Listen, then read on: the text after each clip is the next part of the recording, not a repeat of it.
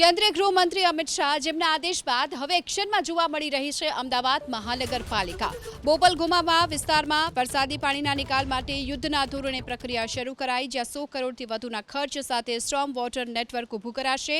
બોપલ ગુમા અને શેલાને જોડતો નકશો તૈયાર કરી કન્સલ્ટન્ટની નિમણૂક કરવામાં આવી। આગામી સમયમાં ટેન્ડરિંગ અને અભિપ્રાયની પ્રક્રિયા હાથ ધરાશે। મેયરે આ વાત કરી છે। આ સાથે જ નાગરિકોના અભિપ્રાય મંગાવવાની હાલ પ્રક્રિયા ચાલુ છે।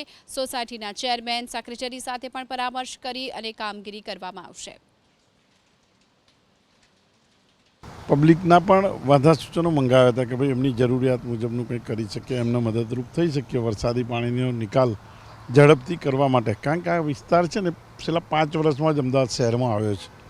ભલે બોપલગુમા વર્ષો જૂનું ગામ હોય, પણ ગ્રામ પંચાયત હતી, એને નગરપાલિકા થઈ અને મહાનગરમાં આવી, એટલે બધી વ્યવસ્થા ત્યાં ઊભી કરતાં હંમેશા વાર લાગે।